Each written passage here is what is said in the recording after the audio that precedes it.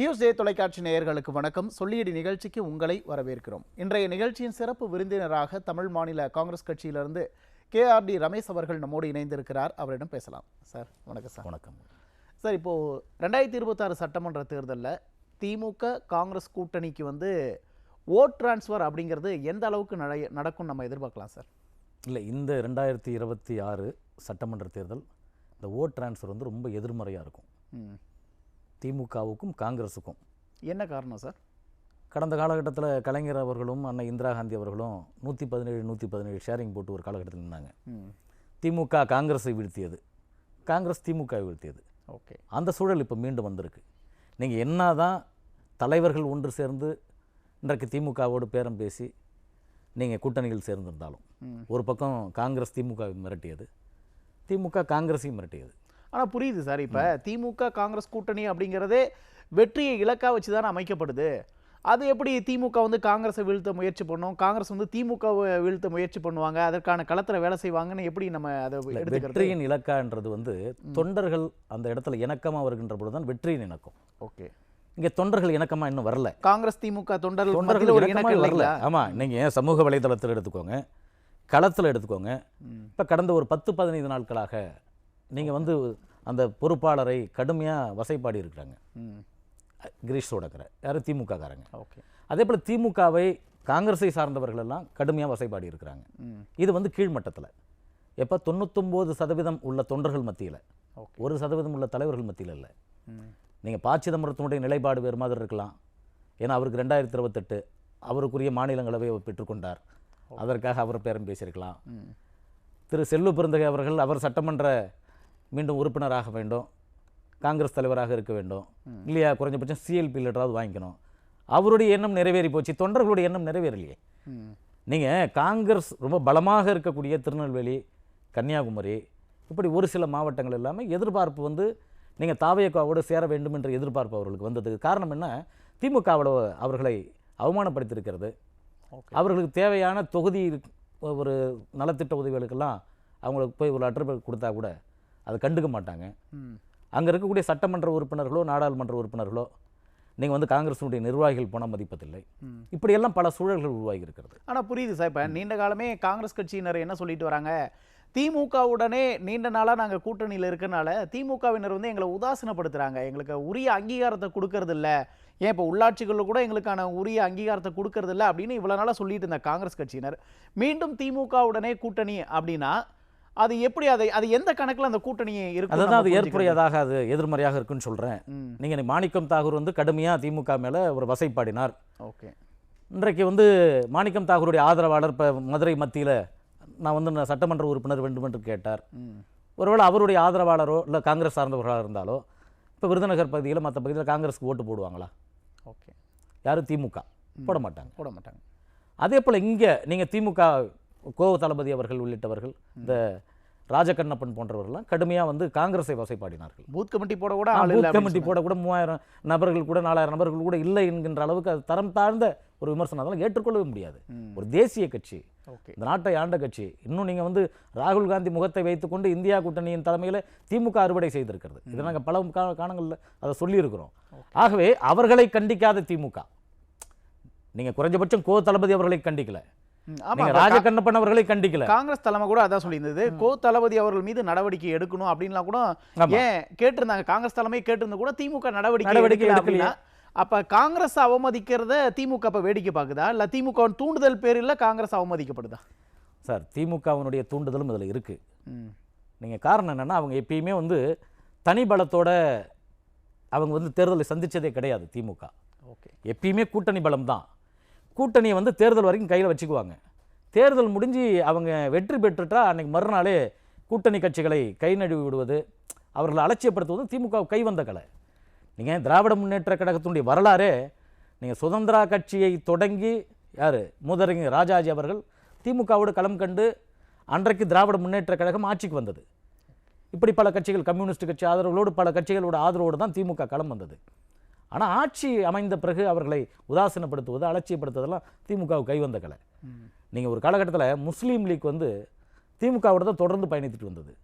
முஸ்லீம் லீக்கில் அன்னைக்கு ஒரு சில தலைவர்கள் முரண்டு பிடிக்கின்ற பொழுது நீங்கள் வந்து கலைஞர் அவர்கள் அந்த முஸ்லீம் லீக்கை இரண்டாக உடைத்து விட்ட வரலாறும் உண்டு. ஓகே. கம்யூனிஸ்டையும் இரண்டாக உடைத்த வரலாறு உண்டு. நமக்கு கண்ணுக்கு தெரிஞ்சு விடுதலை சிறுத்தையில் 2 சட்டமன்ற உறுப்பினர்கள் அன்னைக்கு இருந்தாங்க. அண்ணன் திருமாவளவன் அவர்கள் இருந்தார், அன்னைக்கு செல்வ பிறந்தகை அவர் சட்டமன்ற உறுப்பினராக இருந்தார். கலைஞர் அவர் அவங்களே ரெண்டாகிட்டார். அந்த மாதிரியான ஒரு சூழ்நிலை இப்ப காங்கிரஸுக்கு வரப்போகுதுன்றது இவங்களும் அது உணர்த்திட்டாங்க. ஓகே. நீங்க 13 சட்டமன்ற உறுப்பினர்கள் நேற்று கேசி வேணுகோபால் அவர்கள் ஒவ்வொருத்தவங்களா கூப்பிட்டு அந்த கருத்துக்களை கேட்கின்ற பொழுது 13 சட்டமன்ற உறுப்பினர்கள் நீங்கள் திமுகவோட தான் இருக்கணுமென்ற ஒரு அழுத்தம் கொடுத்துருக்காங்க. ஓகே. அந்த அழுத்தத்தினுடைய காரணம் என்ன? திமுக மறைமுகமாக சொல்லுகிறது, நீங்கள் இல்லைன்னா அந்த 13 பேரும் பிரிஞ்சு போய் தமிழக மக்கள் காங்கிரஸ் என்ற ஒரு கட்சியை உருவாக்கிடுவாங்க. இப்போ எங்களோட ஃபார்ம் ஆயிட்டுது. தமிழக மக்கள் காங்கிரஸ் என்ற ஒரு கட்சியை உருவாக்க போகிறார்கள் என்று ஒரு ஃபார்ம் ஆயிட்டுது. ஓகே. நீங்கள் இன்னைக்கு காங்கிரஸ் ஒரு வேளை ஒத்துக்காத நாங்கள் தாவேக்காவோட தான் போவோம் என்ற ஒரு சூழ்நிலை வந்திருந்தா இன்றைக்கு ப. சிதம்பரம் அவர்கள் தலைமையிலோ அல்லது செல்வ பெருந்தகை அவர்கள் தலைமையிலோ கண்டிப்பாக தமிழக மக்கள் காங்கிரஸ் என்ற காங்கிரஸ் உருவாகி இருக்கும். காங்கிரஸ் உடைஞ்சிருக்கும். அதுல எந்த மாற்று கருத்தும் இல்லை. இதுல என்ன சந்தேகம் இருக்கு சார்? எல்லா அரசியல்வாதிகளுக்கும் எல்லா ஊடகத்தை சார்ந்தவர்களுக்கும் தெரியுமே. நேற்று வரை பேசப்பட்டது அதுதானே.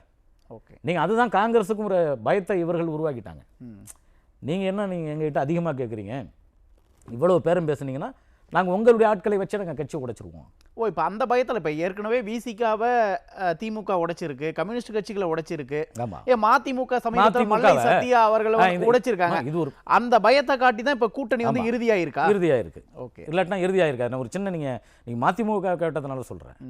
நீங்கள் மல்லை சத்யா அவர்கள் திமுகவுக்கு நிபந்தனையற்ற ஆதரவு தரார், வைகோ அவர்கள் பேசிட்டு வரார். மல்லை சத்யா கிட்ட கேட்குறாங்க பத்திரிகையாளர்கள், நீங்கள் மதிமுகவை நான் வந்து என்னுடைய தலைவர் அவர் தான், நான் அவருக்காக தான் பிரச்சாரம் பண்ணுவேன்னு சொல்கிறார். ஆனால் வைகோ கிட்ட கேட்கல, அவர் ஒத்துக்கல. அவரை பற்றி என்னிடத்தில் பேசாதீர்கள் என்று சொல்கிறார். இதை எதுக்கு சொல்லணும்னா அங்கே பல முரண்டுகள் இருக்குது, பல முரண்பாடுகள் இருக்குது.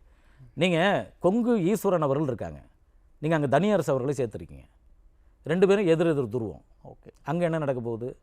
நீங்கள் அதுபோல் மதிமுகவில் இந்த நிலைப்பாட்டை உருவாக்குறீங்க, இங்கே என்ன நடக்கும்? நீங்கள் திருவாடனை தொகுதி ஏற்கனவே கருணாஸ் அவர்களுக்கு நின்று இருக்காங்க, இப்போ இங்கே வந்து காங்கிரஸ் கொடுத்துருக்கு, அங்கெல்லாம் பல முரண்பாடுகள் வரும்.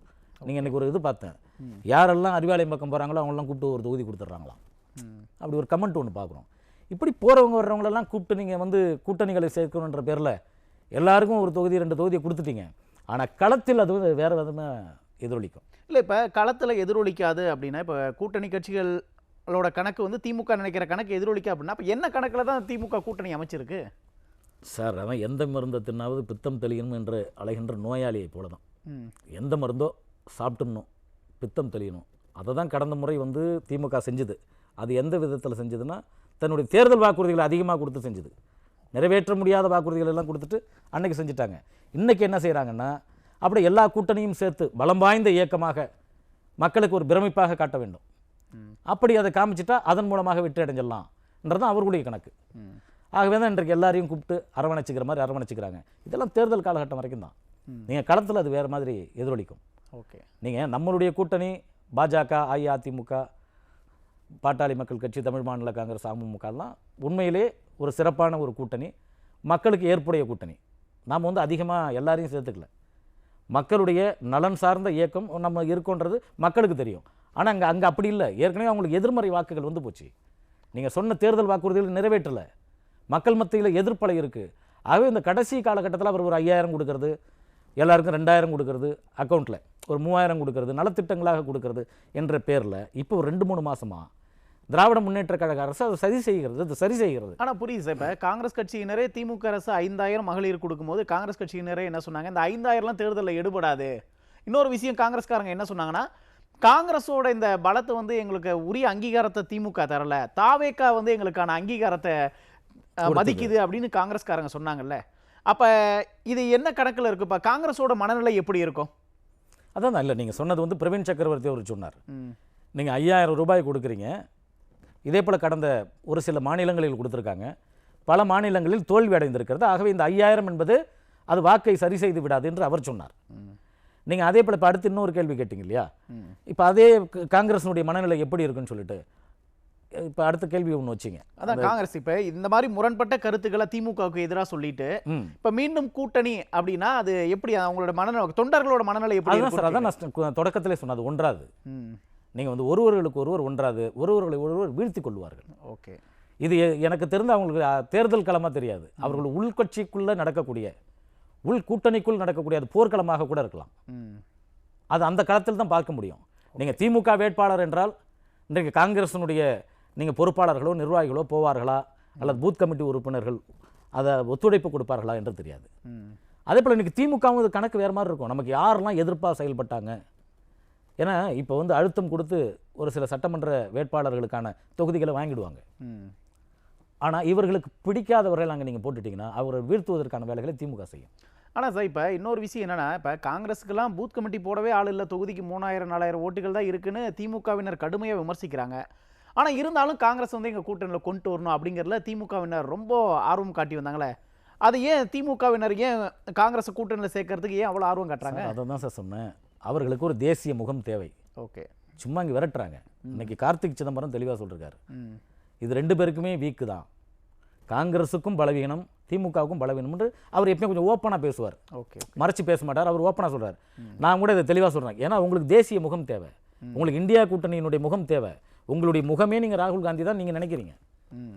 நீங்கள் பாரத பிரதமர் ராகுல் காந்தி தான் என்று இவர் மு.க. ஸ்டாலின் அவர்கள் தான் நீங்கள் பிரகடனப்படுத்தினார். ஆகவே தமிழகத்திற்கு இது தேவை. நீங்கள் மற்ற மாநிலங்கள் ராகுல் காந்தியினுடைய எது பார்வை எப்படி இருக்கோ தெரியாது. தமிழகத்தில் நீங்கள் மதசார்பற்ற ஒரு அணி என்று ஒன்று வைத்துக் கொள்கிறார் என்று சொன்னால் அது ராகுல் முகத்தை காட்டி காங்கிரஸ் முகத்தை காட்டி திமுக அறுவடை செய்கிறது. திமுகவுக்கு இது வாக்கு அறுவடை. நீங்கள் காங்கிரஸ் மட்டும் வெளியில் போயிருந்தனா திமுகவுக்கு மிகப்பெரிய தர்ம சங்கடம் வந்திருக்கும். ஆகவே தான் இவ்வளவு அழுத்தம் சார். நீங்கள் நம்ம பார்வையில் வேற, மேல்மட்ட லெவலில் அம்மையார் கனிமொழி அவர்கள் மேற்கொண்டு டிஆர் பாலு போனவர்களும் அங்கே மேல்மட்டத்தில் பேசிக்கிட்டே இருக்காங்க தொடர்ந்து. காங்கிரஸை ஒருபொழுதும் இழக்குவதற்கு திமுக தயாராக இருக்காது. ஓகே, அது இழக்காது. ஏன்னா காங்கிரஸ் அவங்களுக்கு தேவை, அந்த பலம் அவர்களுக்கு கிடையாது. ஓகே, நீங்கள் 2014 நீங்கள் ஒட்டும் இல்லை உறவும் இல்லைன்னு நீங்கள் அனுப்பி விட்டீங்க. தலைவர் EV.K.S. இளங்கோவன் அவர்கள் உங்களுடைய ஊழலெல்லாம் நாங்கள் சுமக்கணும்னு சொன்னார். 2 வருஷம் தானே மீண்டும் சேர்ந்துட்டீங்கல்ல. 2014 நீங்கள் மீண்டும் சேர்ந்துக்கிட்டீங்களே. யார் போனது? திமுக தான் காங்கிரஸை அழைத்து வந்தது. ஓகே, ஆனால் காங்கிரஸ் திமுகவுக்கு கூட்டணி கட்சிகளோட தயவு தேவை. நீங்கள் காங்கிரஸுக்கு வந்து வாக்கு பலம் இருக்கா இல்லையான்றதை விட அந்த இமேஜ், அவங்களுக்கு தேவையான இமேஜ், இந்தியா முகம், இந்தியா கூட்டணி. இப்போ நாம் வந்து தேசிய ஜனநாயக கூட்டணியில் நம்மளுடைய பலமான தலைவர் மோடி அவர்கள் இருக்கிறார். அஇஅதிமுகவில் இங்கே எடப்பாடியார் இருக்கிறார். இப்போ எங்களுடைய தலைவர் G.K. வாசன் இருக்கிறார். பாட்டாளி மக்கள் கட்சி. இது ஒரு முகம், இது ஒரு வெற்றிக்கான முகம். இவர்களுக்கு தேவையான முகம், அந்த முகம் தேவை. ஓகே, ஆகவே அதை அவர்கள் இழப்பதற்கான எந்த சூழ்நிலையும் அதை உருவாக்க மாட்டாங்க. இல்லை, இது ஒரு நிர்பந்தம் காரணமான ஒரு கூட்டணின்னு சொன்னால் கூட இப்போ காங்கிரஸ் கட்சியோட கோரிக்கை ஆட்சி அதிகாரத்தில் பங்கு வேணும், அதிக தொகுதிகள் வேணும் அப்படிங்கிறது காங்கிரஸோட நீண்டகால இப்போ கோரிக்கையாகவே இருந்துச்சு. இப்போ அந்த கோரிக்கையெல்லாம் மறந்துட்டு இப்போ கூட்டணி அப்படிங்கிற இடத்துக்கு வந்து ப. சிதம்பரம், செல்வ பெருந்தகை அவர்களால் வருது அப்படின்னா இப்போ ப. சிதம்பரம் அவர்களுக்கும் செல்வ பெருந்தகை அவர்களுக்கும் காங்கிரஸ் வந்து வளர்ச்சி பாதையை நோக்கி நகர்த்தணும் அப்படிங்கிற எண்ணம் இல்லையா சார்? அந்த எண்ணம் இருந்திருந்தால் நீங்கள் தொண்டர்களுடைய உணர்வை தான் அவங்க பிரதிபலிச்சிருக்கணும். ஓகே, ஒரு கட்சியில் 100 பேர் இருக்கும், 99 பேர் என்ன சொல்கிறாங்களோ அதை தான் கட்சி கேட்கணும். நான் ஒரு ஆள் சேர்ந்து ஒரு கட்சியினுடைய சூழல்களை மாற்றுகிறேன் என்று சொன்னால் அது என்னுடைய சுய ஆதாயம். ஓகே, அதை தான் இன்றைக்கு செல்வ பெருந்தகை அவர்களும் ப. சிதம்பரம் அவர்களும் அதை திறம்பட செய்திருக்கிறார்கள். இது கீழ் லெவலில் எதிரொலிக்காது. அவ்வளோ பேர் நீ கமெண்ட்டில் திட்டிகிட்டு இருக்காங்க. ப. சிதம்பரம் அவர்கள் அவருக்கு என்ன அவ்வளோ பெரிய வேதனை, இப்போ போய் பார்த்துட்டு வர்றாரு முதல்வரை, வெளியில் ரோட்டு ஓரமாக காரை நிப்பாட்டிட்டு அவ்வளோ ஆவேசமாக யாரோடு பேசினார். ஓகே, தன்னுடைய செல்ஃபோனில் பேசினார்னு சொல்லி பத்திரிகையாளர்கள் நீங்கள்லாம் போடுறீங்க. அவருக்கு என்ன ஆவேசம்? அடுத்த 2028 அவருக்கு மாநிலங்களவை உறுப்பினர் வேணும். செல்வ பெருந்தகை அவர்களுக்கு என்ன ஆதாயம் இருக்குது? அவர் சட்டமன்ற உறுப்பினர் ஆகணும். அப்புறம் பல ஆதாயங்கள் நம்ம ஊடகத்தில் சொல்ல முடியாது. ஓகே, அது வந்து அவருக்கானது ஒரு சிலது இருக்குது. அவர் ஒரு சில வழக்குகள் இருக்கிறார் என்று சொல்கிறாங்க, அதை தப்பித்துக் கொள்வதற்காக என்று சொல்கிறாங்க. அது நமக்கும் தெரியாது. அது ஒரு சில அவர்களுக்கு எதிர்ப்பானவர்கள் சொல்லுகிறார்கள். அந்த ஆதாயமும் இங்கே இருக்கலாம். ஏன்னா அதை காப்பாற்ற வேண்டிய பொறுப்பு இப்போ இருக்கக்கூடிய தமிழக அரசுக்கு இருக்கிறதாக அவங்க சொல்கிறாங்க. ஓகே, ஆகவே அவர்களுக்கு ஒவ்வொரு வித ஆதாயம் இருக்கிறது. அந்த ஆதாயத்தின் அரசியலிலே நீங்கள் காங்கிரஸை அடகு வைத்து விட்டார்கள். ஆனால் சார், இந்த கூட்டணி திமுக காங்கிரஸ் கூட்டணிக்காக கனிமொழி அவர்கள் போய் ராகுல் காந்தியை சந்தித்து பேசினாங்க. ஆனால் அதற்கு அடுத்து வந்து டிஆர் பாலு போய் பேசுகிறார், சபரீசன் போய் வந்து ராகுல் காந்தியை சந்தித்து இதே கூட்டணி விவகாரமே பேசுகிறாங்க. ஆனால் இதற்கு கனிமொழி என்ன வருத்தம் தெரிவிக்கிறாங்கன்னா, என்ன டம்மி ஆக்கிறதுக்காக தான் சபரீசனும் டிஆர் பாலுவும் பின்னாடி வந்து பேசுகிறாங்க அப்படின்றாங்க. உண்மையிலே திமுகவுக்குள்ள ஒரு உட்கட்சி பூசல் இருக்கா? ஆமாம், எப்படின்னா டெல்லியில் வந்து ஆதிக்கம் செலுத்துவதற்கு அவங்க கனிமொழி அவர்கள் இருந்தாங்க. அவங்க தான் அந்த ஒரு இன்டாக்டாக எப்படி சொல்கிறது, டெல்லியின் முகமாக அவங்க வந்து எல்லாருடைய தலைவர்களையும் பார்க்கக்கூடிய முகமாக இருந்தாங்க. ஓகே, இப்போ அவங்கள நீங்கள் வந்து அடுத்தடுத்து இவங்கெல்லாம் போகக்குள்ள அவங்க வந்து அங்கே பலவீனமாகிறார்கள். அந்த வருத்தத்தை அவங்க தெரிவிக்கிறாங்க. ஓகே, அது மறைமுகமாக தெரிவிச்சிருக்காங்க, ஒரு சில பத்திரிகைகள் வந்திருக்கிறது. ஆகவே நீங்கள் அடுத்தடுத்து ஒரு சில முகங்கள் போகும்போது அவர்கள் அங்கே பலவீனப்படுகிறார்கள் என்ற செய்தியும் அங்கே இருக்குது. அது அவங்களுடைய உட்கட்சி பிரச்சனை. அவங்க யார் யாரை எங்கெங்கே உட்கார வைக்கணும், யார் யாரை எங்கெங்கிறது அவர்களை ரிலீவ் பண்ணுன்றது அது அவருடைய உட்கட்சி பிரச்சனை. அதில் நம்ம அதை பேசுவதை விட பேசலாம், அது தப்பு இல்லை. ஆனால் இன்றைய காலகட்டத்தில் பேசுவதை விட காங்கிரஸும் திமுகவும் உறவில் ஏற்பட்ட சிக்கல் தான். அந்த சிக்கல் என்றைக்கும் அது இன்றைய காலகட்டத்தில் மறைவதற்கான சூழல் இல்லை. ஏன்னா கடுமையாக அவர்கள் எதிர்பார்த்தார்கள் தொண்டர்கள் மத்தியில். ஆனால் என்னதான் நிர்பந்தம் காரணமாக இந்த கூட்டணி இப்போ அமைஞ்சிருந்தாலும் கூட காங்கிரஸ்லேயே உட்கட்சி பூசல் இருக்கு. ஏன்னா நிறைய பேர் வந்து செல்வ பெருந்தகை அவர்களோட செயல்பாடு சரியில்லை, அவரை மாற்றணும் அப்படிங்கிற கோரிக்கையே காங்கிரஸில் இருக்கிறதா சொல்கிறாங்க. திமுகக்குள்ள ஒரு உட்கட்சி பூசல் இருக்கிறதா சொல்கிறாங்க. இதெல்லாம் களத்தில் எந்த மாதிரி எதிரொலிக்கும், ரிசல்ட் என்னவா இருக்கும் நம்ம எதிர்பார்க்கலாம்? சார், ரிசல்ட் வந்து எதிர்மறையாக இருக்கும். நான் தொடக்கத்துலேருந்து அதே தான் சொல்கிறேன். ரிசல்ட் வந்து கடுமையாக எதிர்மறையாக இருக்கும். நீங்கள் களத்தில் வந்து எதிர்மறையாக இருக்கும். நீங்கள் வந்து திமுக சட்டமன்ற உறுப்பினர் வேட்பாளருக்கு காங்கிரஸ் வாக்கு கேட்க மாட்டாங்க, காங்கிரஸுடைய வேட்பாளருக்கு திமுக வாக்கு கேட்க மாட்டாங்க. நீங்கள் அறிவிச்சு போய் அவர் களத்தில் போய் அவர் நின்ன உடனேயே அந்த எதிர்ப்பு தெரியும். இவர் போய் ஒருத்தர் கெஞ்சி கூப்பிடணும். ஒரு ஒன்றிய செயலாளரை, நீங்கள் வந்து கிளைக்கழக செயலாளர்களை ரொம்ப வருத்தப்படுற அளவுக்கு ஆகிடும். நீங்கள் மாவட்ட செயலாளர் ரொம்ப கெஞ்சி கூப்பிடணும், எது காங்கிரஸ் உறுப்பினராக இருந்தால். நீங்கள் திமுக கவலைப்பட மாட்டாங்க, காங்கிரஸ் வந்தால் வரட்டும் வராட்டினா போட்டுன்னு கூட ஒரு சிலர் வேலை செய்யலாம், பலம் வாய்ந்தவர்களாக இருந்தால். ஆனால் அவர் கூட்டணி அரவணைக்கணும் என்ற சூழ்நிலைகள் வருகின்ற பொழுது காங்கிரஸை கூப்பிடுகின்ற சூழல்களும் அப்பயும் அவருக்கு திமுகவுக்கும் அந்த நிலைகள் வரும். ஆகவே இது வந்து ஒருங்கிணைவதற்கான சூழலே எட்டப்படவில்லை. அது இந்த தேர்தல் எவ்வளவு முரண்பாடு வரணுமோ அவ்வளவு முரண்பாடு வந்து போச்சு. இதுக்கப்புறம் எப்படி ஒட்ட வைப்பீங்க? ஓகே சார், பொறுத்து வந்து பார்ப்போம். இந்த முரண்பாடான கூட்டணி களத்தில் எப்படி எதிரொலிக்க போகுது அப்படிங்கிறத நம்ம பொறுத்து வந்து பார்ப்போம். நேரத்தை சொல்லிட்டு கருத்துக்களை போய் இந்த முக்கிய நன்றி சார். நேயர்களை மற்றும் ஒரு நிகழ்ச்சியில் சந்திப்போம். நன்றி, வணக்கம்.